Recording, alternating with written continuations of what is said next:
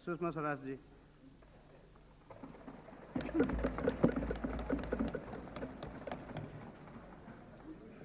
अध्यक्ष जी, विश्वास का जो प्रस्ताव भारत के नए प्रधानमंत्री श्री इंद्र कुमार गुजराल जी ने अभी सदन में चर्चा के लिए रखा है, मैं अपनी पार्टी की ओर से उसका विरोध करने के लिए खड़ी हुई हूँ। अध्यक्ष जी, परसों जी टीवी पर मैं आपका एक इंटरव्यू देख रही थी जिसमें आपने ये कहा कि 11वीं लोकसभा जिसकी अध्यक्षता करने का सौभाग्य आपको प्राप्त हुआ है वो सबसे ज्यादा संख्या में विश्वास मत लाने के लिए चर्चित होगी। बिल्कुल सही बात है। अध्यक्ष जी, आज तक नो कॉन्फिडेंस मोशन जो हुआ देश में 5-4 इसी सदन में। बिल्कुल सही कह रहे हैं अध्यक्ष जी, वास्तव में देश का कोई पूर्व सूचना और प्रसारण मंत्री पहली बार लोकसभा का अध्यक्ष चुना गया है, इसलिए इस सरकार ने विश्वास प्रस्तावों का सीरियल बनाने का फैसला किया है जिसका तीसरा एपिसोड आज हम देख रहे हैं। प्रधानमंत्री भी पूर्व सूचना मंत्री और आप भी। अध्यक्ष जी,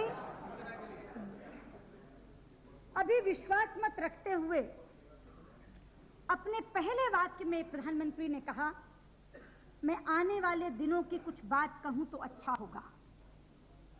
आने वाले दिन की बात तो हमने सुनी गुजराल जी, लेकिन कुछ बीते हुए दिनों की भी बताते तो ज्यादा अच्छा होता। ये सरकार आगे क्या करेगी ये तो हम सब देखेंगे, लेकिन ये सरकार अस्तित्व में कैसे आई जरा इसकी भी दास्तां सुनाते तो अच्छा होता।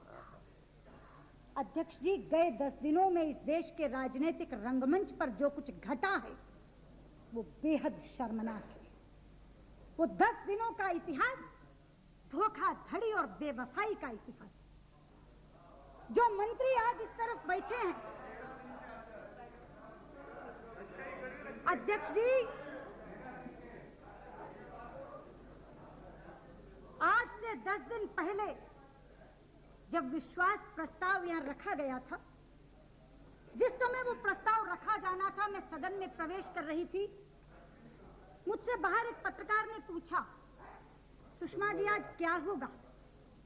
तो मैंने कहा होगा क्या, या इस सरकार की जान जाएगी या नाक जाएगी। लेकिन उस दिन मैंने ये कल्पना नहीं की थी कि इस सरकार की एक दिन जान जाएगी और दूसरे दिन नाक भी जाएगी। जो सरकार 11 अप्रैल को गिरी, आज वही सरकार अपनी प्रतिष्ठा धूल में मिलाकर विश्व के सबसे बड़े लोकतंत्र भारत की दुनिया में जग हंसाई करवाकर खिल्ली उड़वाकर पुनर्जीवित हो रही है। वो मंत्री जो 10 दिन पहले इसी सत्र में, इसी सदन में देवे गौड़ा के साथ जीने मरने की दुहाई दे रहे थे, आज वो सभी गुजराल जी के नेतृत्व में वापस इस तरफ बैठे हैं। उसकी कार्रवाई केवल आपने और मैंने नहीं सुनी थी, केवल इस सदन के सदस्यों ने नहीं सुनी थी, दूरदर्शन पर उस कार्रवाई का सीधा प्रसारण हुआ था, देश के करोड़ों लोगों ने उसे देखा था। यहीं बैठे हैं रामविलास पासवान, कितना गरज कर कहा था, कहते हैं ये कांग्रेसी नेता बदल दो। क्यों बदल दे नेता? नेता कोई मजाक की चीज है? ये मेरे पास रामविलास पासवान के भाषण की प्रति है, मैं अपने मन से नहीं इनका एक एक वाक्य बोलकर सुनाना चाहती हूँ। कहा था रामविलास पासवान ने 11 अप्रैल 1997 को दोपहर के 4:12 पर जब आप इस सदन में खड़े हुए थे, तो रामविलास जी आपने कहा था, देश का प्राइम मिनिस्टर क्या कोई मजाक होता है? ये नेता का पद है। पार्टी क्या चीज है? जब मन में आए नेता बदल दो, जब मन हो प्रधानमंत्री को बदल दो। देवे गौड़ा जी प्रधानमंत्री हैं, वे यूनाइटेड फ्रंट के लीडर हैं। कोई नेता है जो ये कहे कि देवे गौड़ा जी के खिलाफ कोई चार्ज है? कोई चार्ज नहीं है, लेकिन उसके बावजूद भी ये कहना कि देवे गौड़ा को बदला जाना चाहिए, नेता को बदला जाना चाहिए। क्यों बदला जाना चाहिए?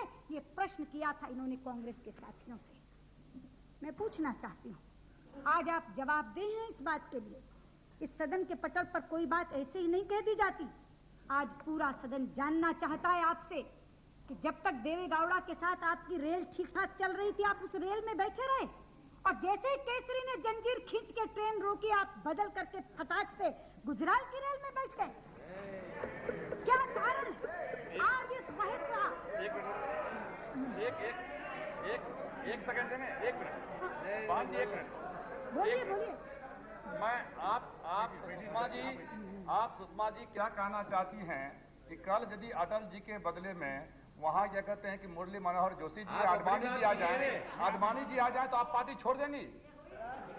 कभी सदन में ऐसा नहीं होगा, सदन में ऐसा नहीं होगा। ये देश के साथ मजाक किया है आपने। अध्यक्ष जी,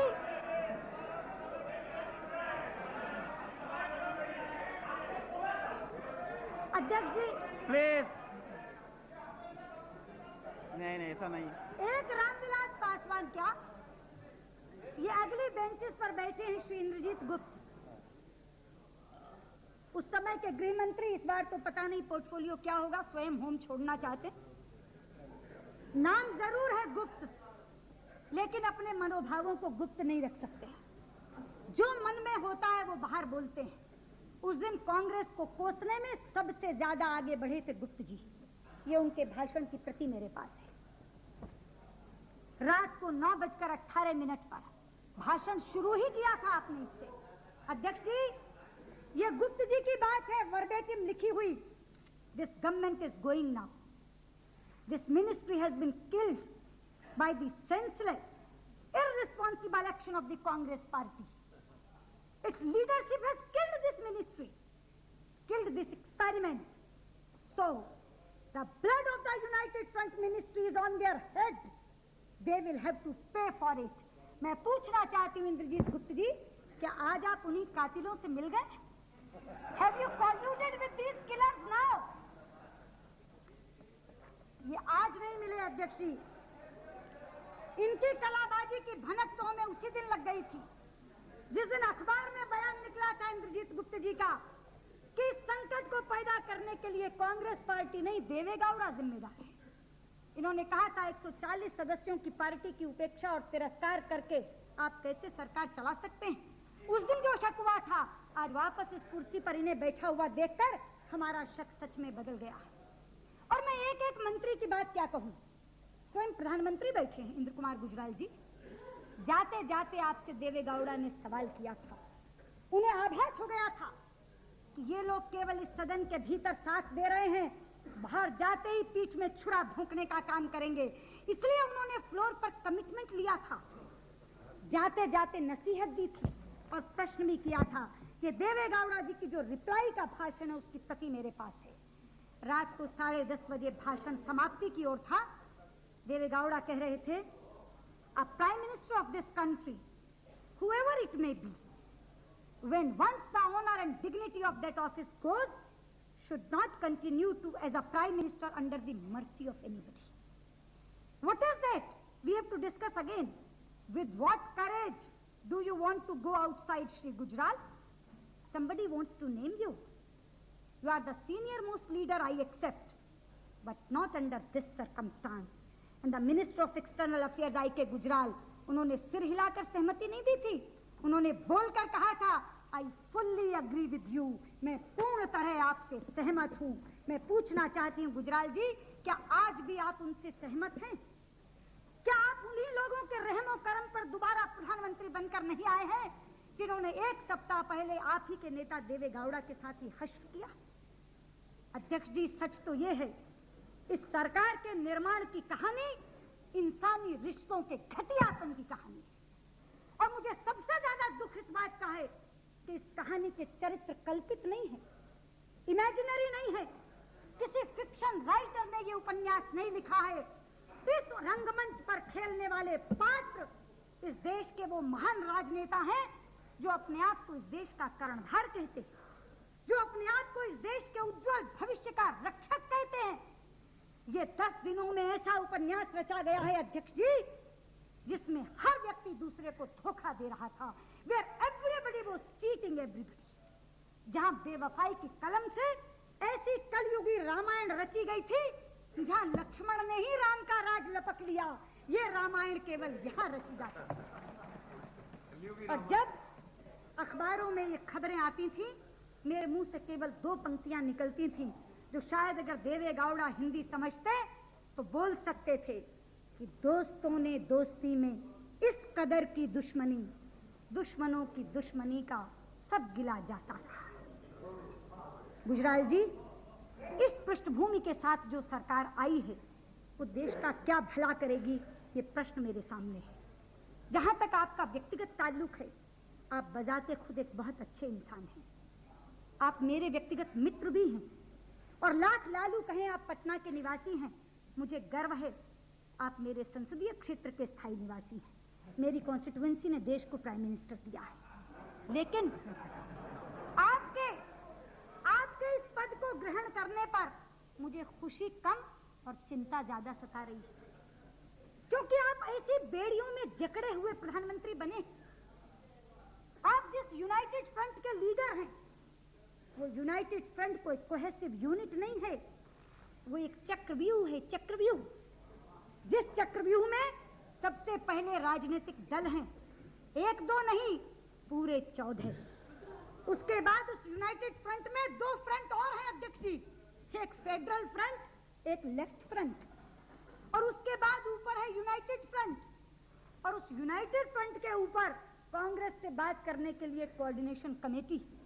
आपकी तो हालत ऐसी है गुजराल जी, जैसे संयुक्त परिवार की एक बहू होती है जिसके 1 दर्जन सास ससुर होते हैं, आपस में लड़ते झगड़ते रहते हैं, मगर अच्छा कहलाने के लिए उस बहू को सबको खुश रखना पड़ता है। मुझे तरस आता है, आपने ये रोल लिया क्यों? ये भूमिका आप कैसे निभा पाएंगे? आप जानते हैं पॉलिटिकल फ्रंट पर आप प्रोसिक्यूशन और डिफेंस के बीच उलझे हुए प्रधानमंत्री। आपका एक पार्टनर चाहता है इनको फंसाओ, आपका दूसरा पार्टनर चाहता है अपने आप को बचाओ, और दोनों ने अपनी अपनी उम्मीद रखकर आपको चुना है, और दोनों की उम्मीदों पर आपको बहुत जल्दी खरा उतरना है। आप कैसे उतर पाएंगे? एक तरफ आपसे कहा जाएगा बोफोर्स की जांच जल्दी करवानी है, दूसरी ओर आपसे कहा जाएगा 10 जनपद पर आंच नहीं आने देनी है। एक तरफ आपको देवे गौड़ा की धमकी से डरना है, खबरदार अगर कांग्रेसियों के केस वापस लिए तो, और दूसरी तरफ आपको केसरी और नरसिंह राव जी को खुश रखना है। एक तरफ आपको चतुरानंद मिश्र का दबाव मानना है, दूसरी तरफ आपको अपने अध्यक्ष और आपके किंग मेकर लालू प्रसाद यादव की प्रतिष्ठा को बचाना है। आप कैसे कर पाएंगे ये? आप कैसे कर पाएंगे ये? इसलिए मैं आपसे पूछना चाहती हूँ, आर्थिक फ्रंट पर भी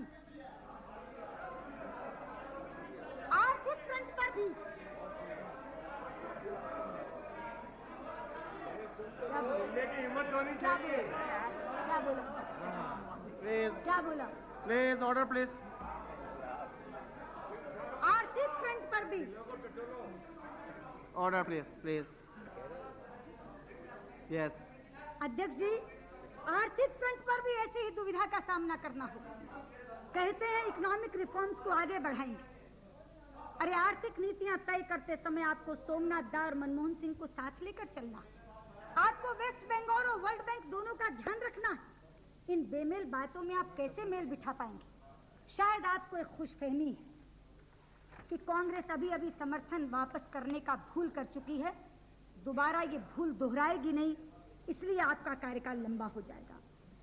गुजराल जी अंग्रेजी में कहते हैं wise man learn from others experiences, लेकिन शायद इस सदन में किसी ने किसी से ना सीखने की कसम खाई। हर व्यक्ति जिसने कांग्रेस का सपोर्ट लिया वो इस खुशफहमी में लिया कि मुझसे कांग्रेस समर्थन वापस नहीं लेगी।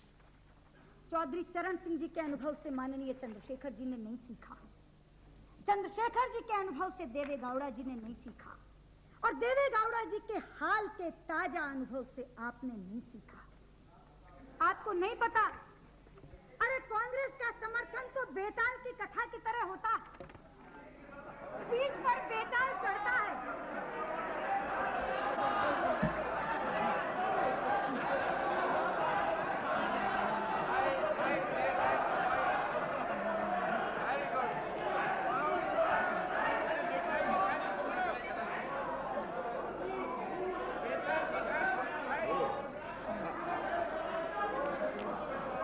Yes, carry on. अध्यक्ष जी, बेताल की कथा आपने सुनी होगी। पीठ पर उसको बैठाया जाता है, चढ़ जाता है, आधे रास्ते चलकर कहानी सुनाता है, बाद में कठिन सवाल पूछता है और साथ ही धमकी देता है, बोल नहीं तो तेरे सिर के टुकड़े टुकड़े कर दूंगा। और जैसे ही राजा बोलता है, बेताल वापस पेड़ पर जाकर बैठ जाता है। कितनी बार ये पीठ पर बैठाए गए, कितनी बार इन्होंने आधा सफर तय किया, कितनी बार उल्टे सीधे सवाल पूछे, लेकिन राजा का मुंह खुलते ही बेताल पेड़ पर जा बैठा। इसलिए मैं आपसे कहना चाहती हूँ, आप इस खुशफहमी में क्यों हैं? आपको लगता है इन्हें क्रेडिबिलिटी की परवाह है? अरे जिसे अपनी विश्वसनीयता की परवाह होती है, वो तोल पजोक कर निर्णय लेता है। कांग्रेस के निर्णय तो शुद्ध स्वार्थ से प्रेरित होते हैं। आज बैठे नहीं राजेश पायलट यहाँ, उस दिन बहुत बढ़-बढ़ कर कह रहे थे कि कांग्रेस पर आप सत्ता लोलुपता का इल्जाम लगाते हैं। कांग्रेस सत्ता लोलुप कहाँ है? उसने पंजाब का समझौता किया, उसने असम का समझौता किया, उसने मिजोरम का समझौता किया, और समझौता करके हमने अपनी सरकारें उनको सौंप दी, अन्य राजनीतिक दलों को सौंप दी। मैं पूछना चाहती हूँ, अगर राजेश जी आज यहाँ होते, कि वो हर बार आधी बात बताकर क्यों रह जाते? ये बात उन्होंने पहली बार नहीं 20 बार पहले दोहराई। जरा ये भी बताएं, कश्मीर का एकॉर्ड तो किया, मगर फारूक अब्दुल्ला की सरकार किसने गिराई? पंजाब का समझौता तो किया, मगर बरनाला की सरकार किसने गिराई? असम का समझौता तो किया, मगर एजीपी की प्रफुल्ल कुमार महंता की सरकार किसने गिराई? मिजोरम का समझौता तो किया, मगर लाल देगा की सरकार किसने गिराई? आप सत्ता लोलुपता की बात करते हैं। अरे 40 साल जो राज में रहने की आपको आदत पड़ गई है, आप राज के बाहर रह नहीं सकते। अध्यक्ष जी, ये तो इस बार इनका तीर चूक गया, वरना इस बार का भी जो निर्णय किया गया था, वो किसी और कारण से नहीं, ये सोचकर क्या था। ये दिलों को पूछो क्या गुजरी है, दिलों के ऊपर क्या गुजरी है, दिलों को हकीकत है, ये हकीकत। बैठ जाओ। Please, order, please, order. अध्यक्ष जी, वरना इस बार का निर्णय भी। Please, Agarwal ji, no, enough. No. Please, have some patience. You must listen to other point of view. Please.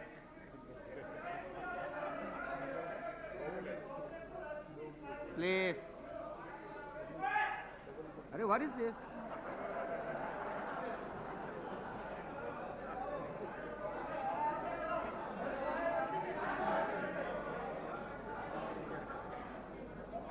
अध्यक्ष जी,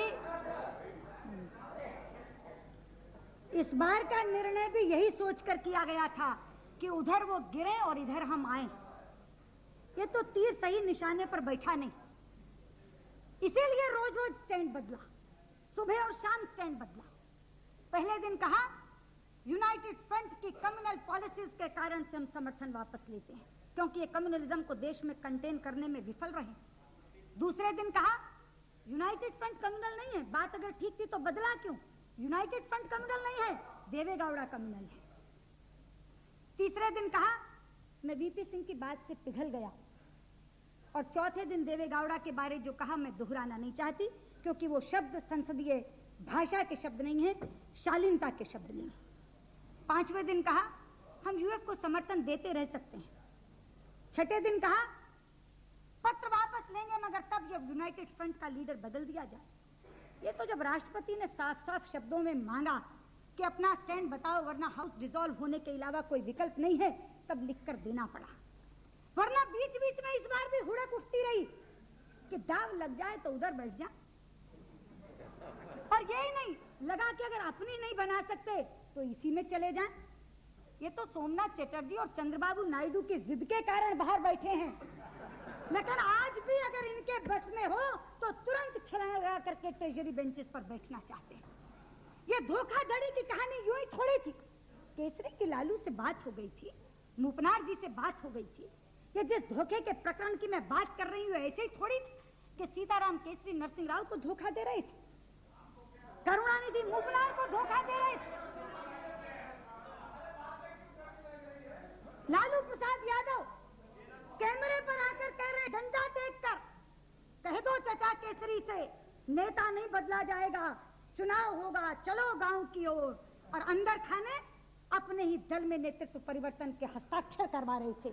और एक साहसी मंत्री जिसने हस्ताक्षर करने से इनकार किया, आज उसका चेहरा इस मंत्रिमंडल से नदारद। कह रहे थे चंद्रशेखर जी उस दिन, अंतरराष्ट्रीय साजिश है जिसके कारण हुआ। नहीं चंद्रशेखर जी, अंतरराष्ट्रीय साजिश होती तो रूस के सबसे करीबी विदेश मंत्री को प्रधानमंत्री नहीं बनाते। केवल सत्ता लोलुपता और केसों से बरी होने की विवशता इन लोगों के विड्रॉल ऑफ सपोर्ट का एकमात्र कारण था। लेकिन मैं अब पूछना चाहती हूं, आपके माध्यम से पूछना चाहती हूं कि 11 अप्रैल को ये यक्ष प्रश्न बार बार पूछा गया, हर विपक्ष के नेता ने पूछा, उधर से भी ये सवाल पूछा गया कि बताओ सपोर्ट विड्रॉ क्यों की गई थी। जवाब नहीं आया। लेकिन आज मेरा प्रश्न है, दोबारा समर्थन क्यों दिया गया है, जरा इसका तो जवाब दे दो। विड्रॉल ऑफ सपोर्ट के समय 4 पन्नों की चार्जशीट दी थी, आज कौन सा गुप्त एमओयू साइन हुआ है, जरा उसकी तो 4 दफाएं बता दो। अध्यक्ष जी अभी बात कर रहे थे गुजराल साहब हमारे नए प्रधानमंत्री स्टेबिलिटी की, ये सरकार स्थिर सरकार होगी। अरे आपकी गाड़ी तो स्टार्ट करने से पहले मूपनार ने फ्रंट व्हील पंक्चर कर दिया, गाड़ी स्टार्ट ही नहीं हुई। ये बैठे हैं टीएमसी के नेता पी चिदम्बरम जी, देश के बहुचर्चित वित्त मंत्री, लोकप्रिय वित्त मंत्री, आधुनिक बजट के जन्मदाता, आधुनिक ड्रीम बजट के जनक। मैं पूछना चाहती हूँ Chidambaram ji, it was your baby, you always said it was my baby, today baby is crying, why the father is out of the house?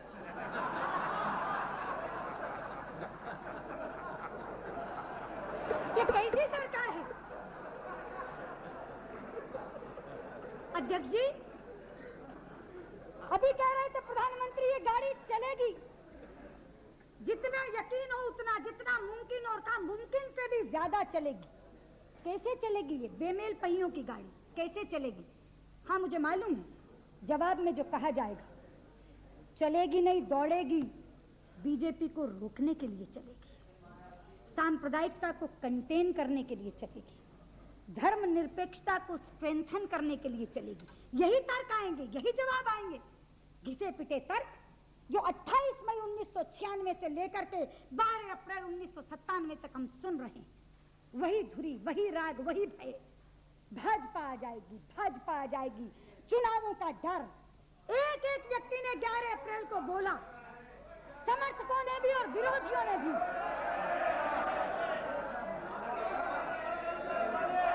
ये छेद मिटाएं, छेद।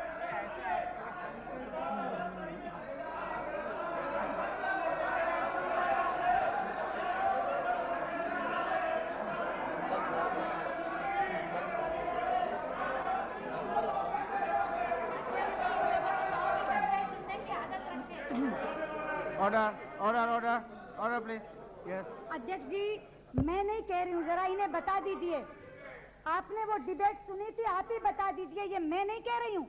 उस दिन बोलने वाला एक एक वक्ता चाहे उस तरफ का था चाहे इस तरफ का था, उसने बार बार ये कहा कि तुमने ये काम क्यों किया है, क्या करने से पहले सोचा नहीं कि इसका फायदा केवल भाजपा का होगा और अगली बार भाजपा आ जाएगी। ये मैंने नहीं कहा, ये डर आपने दिखाया, ये डर आपने दिखाया। लेकिन मैं पूछना चाहती हूँ, मैं पूछना चाहती हूँ अध्यक्ष ji, No translation, please. Please check it. Just a second. Is it okay? Translation नहीं आ रहा है। आ रहा है?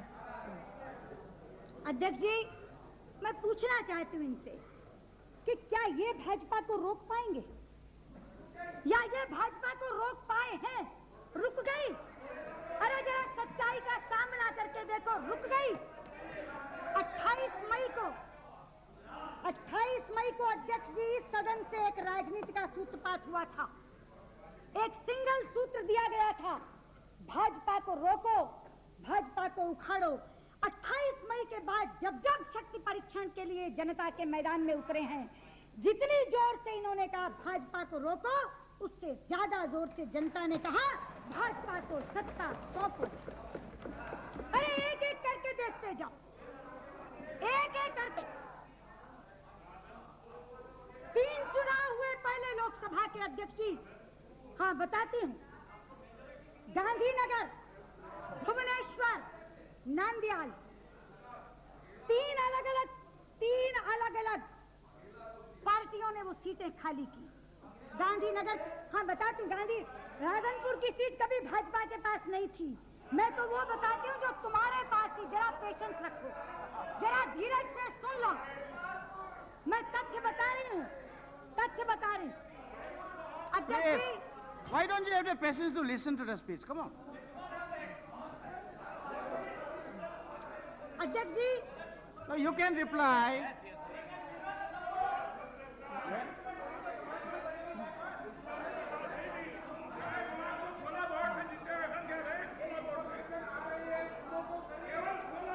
प्लीज जोशी जी, क्यों इतना चिल्ला रहा है आप? प्लीज।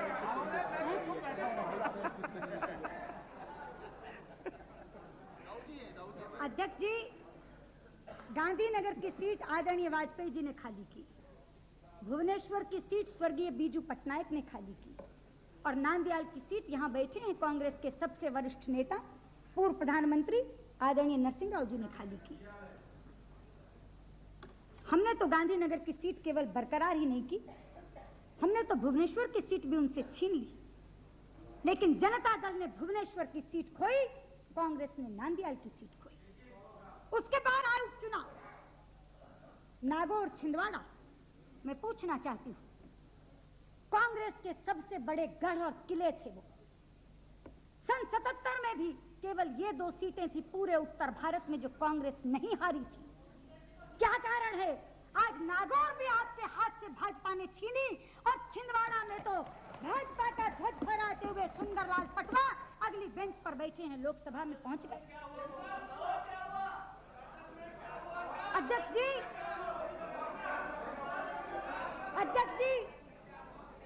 पंजाब विधानसभा के उपचुनाव आए। सोमनाथ जी, कॉमरेड सुरजीत पूरे देश की राजनीति के चाणक्य बनते हैं। जरा पूछिए उनके होम स्टेट में क्या हुआ। कांग्रेस और कम्युनिस्टों को धराशायी करते हुए 117 में से 93 सीटें अकाली दल भाजपा गठबंधन ने जीत ली। नगर निगमों के चुनाव हुए, चंडीगढ़ नगर निगम हो, दिल्ली नगर निगम हो, मुंबई नगर निगम हो, छोटा सा दिल्ली का छावनी बोर्ड हो, भारतीय जनता पार्टी का कब्जा होता चला गया। भाजपा को आप कोसने से रोक नहीं पाओगे। समय भाजपा को कोसने का नहीं है, अपने अपने दिल में झांककर अपने लिए आत्मचिंतन करने का है। आज समय है जब कांग्रेस जन सोचें कि क्या कारण है देश की स्वतंत्रता संग्राम की अगुवाई करने वाली कांग्रेस इस देश में सियासी जमात के रूप में नहीं बल्कि कौमी तहरीक के रूप में जानी जाने वाली कांग्रेस आज चंद सूबों तक सिमट कर क्यों रह गई? गिरेवा में झांकिए और जवाब दीजिए। आपके लिए आत्मचिंतन का विषय है ये कि सूबों की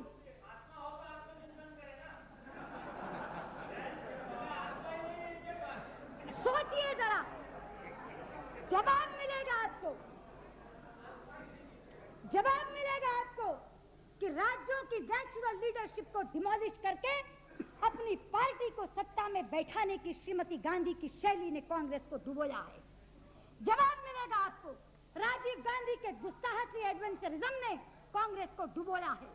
जवाब मिलेगा आपको, नरसिंह राव जी के राज में बढ़ते हुए भ्रष्टाचार और पॉलिटिकल परसिक्यूशन की शैली ने कांग्रेस को डुबोया है।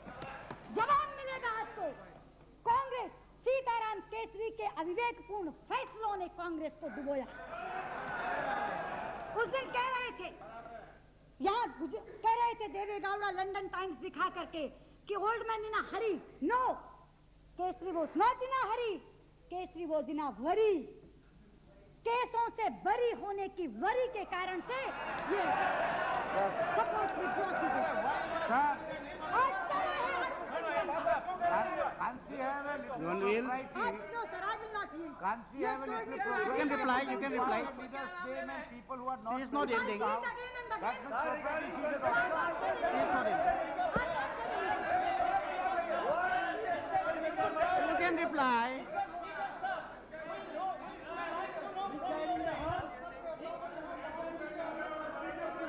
She can give advice to the work party, not to Congress party. like to know from your end. If any person is not उस दिन रोज नाम लिया गया 11 अप्रैल को 50 बार नाम लिया गया हाँ जिस लेटर से नाम लिखा हुआ उसका खत्म नहीं होगा 50 बार नाम लिया 11 अप्रैल को आपने लिया What is the property she is teaching to us? कोई नहीं बोलता अध्यक्ष जी इतराज करते हैं कि केसर नहीं है बहुत मुश्किल से 3 मिनट देश के भिगोने वाला का नाम नहीं ले गया within 3 minute I conclude sir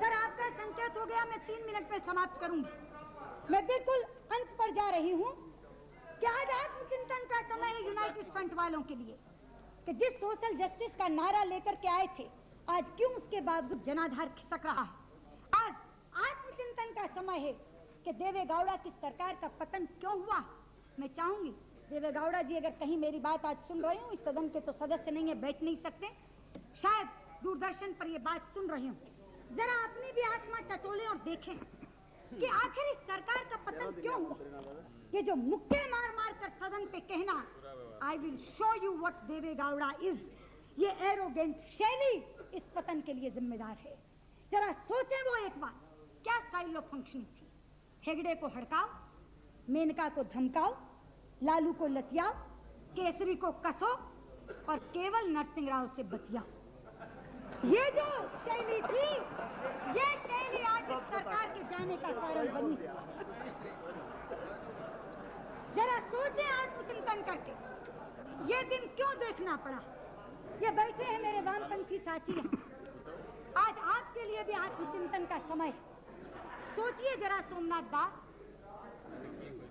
जो विचारधारा कम्युनिस्ट की विचारधारा पूरे विश्व से उखड़ती जा रही है आप उसे भारत में लादने की नाकाम कोशिश क्यों कर रहे हैं आपको मालूम है अरे जो रेड फ्लैग रेड स्क्वायर से उतारा जा चुका अध्यक्ष जी उसे भारत के रेड फोर्ट पर फैलाने का अगर ये स्वप्न देख रहे हैं तो वो स्वप्न कैसे साकार होगा वो विचारधारा का समय जा चुका है लेकिन हमारे वामपंथी साथियों की तकलीफ एक है वो गलती स्वीकार तो करते हैं मगर समय निकल जाने के बाद 1940 की गलती 1947 में स्वीकारी इमरजेंसी में कांग्रेस को समर्थन देने की सीपीआई ने गलती इमरजेंसी हटने के बाद स्वीकारी नेताजी सुभाष बोस को पता नहीं क्या क्या कहा अब उनकी स्वर्ण जयंती पर जाकर के उनको माला पहनाते हुए वो गलती स्वीकारी ये गलती भी आप स्वीकारेंगे सोमनाथ दा कि कांग्रेस के समर्थन से बनी हुई सरकार को प्राणदान देने का जो काम आपने किया है ये आपकी भूल थी ये आप स्वीकारेंगे मगर तब जब समय निकल चुका होगा तब पॉलिट ब्यूरो की एक मीटिंग होगी और उसमें प्रस्ताव पास होगा कॉमरेड मिस्टेक हो गया गलती हो गया कॉमरेड मगर तब समय जा चुका होगा इसलिए मैं आपसे कहना चाहती हूँ कि ये कम्युनिस्ट विचारधारा का समय चुक गया है ये आइडिया समाप्त हो गया है आज राष्ट्रवादी विचारधारा का समय भारत में शुरू हुआ इसके बाद इस देश में जो भी नीति चलेगी वो आर्थिक नीति हो या विदेश नीति हो या राष्ट्रीय नीति हो वो केवल राष्ट्रवादी विचारधारा से प्रेरित होगा अध्यक्ष जी इस देश में इकोनॉमिक लिबरलाइजेशन भी होगा तो पेट्रियोटिक फ्लेवर लेकर होगा उसके बिना नहीं हो सकेगा अब विकृत धर्मनिरपेक्षता पर आधारित नीतियों का समय खत्म हुआ मुझे हैरानी होती है और दुख भी कि श्रीनगर में बैठे हुए यूनाइटेड फ्रंट के घटक दल के लोग सेना को बैरकों में वापस भेज देने की वकालत तो करते हैं लेकिन निर्दोष कश्मीरी पंडितों की जब हत्या होती है तो उनकी मौत पर उनकी आंख नम नहीं होती मुझे दुख होता है कि बांग्लादेश से होने वाली घुसपैठ की जस्टिफिकेशन इस सरकार के रक्षा मंत्री ह्यूमैनिटी के नाम पर देते हैं लेकिन अपने ही देश के बोलांगीर और काला हांडी की भूख इन्हें दिखाई नहीं देती इसलिए कहना चाहती हूँ अब इस देश का राज राष्ट्रवादी शक्तियों के माध्यम से चलेगा। अध्यक्ष जी, इस सदन में चूंकि संख्या आ चुकी है, इसलिए तिकड़म भिड़ाकर यहाँ संख्या बल के आधार पर आप इस सदन में तो हमें विपक्ष में बैठाए रख सकते हैं, लेकिन मैं एक भविष्यवाणी करना चाहती हूँ। अगला शक्ति परीक्षण जब भी होगा, हाँ,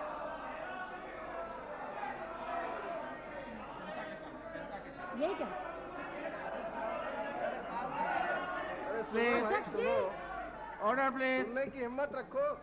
अगला शक्ति परीक्षण जनता के मैदान में जब भी होगा, ये गैर भाजपावादी शक्तियां राजनीति के हाशिए पर उतार दी जाएंगी और भारतीय जनता पार्टी वाले हम भारतीय जनता पार्टी वाले देश के राजनीतिक पटल पर अब पन्ना दर पन्ना लिखते जाएंगे, बिना किसी पूर्ण विराम के, बिना किसी अर्ध विराम के। यही चेतावनी देती हुई मैं इस विश्वास मत का विरोध करती हूँ।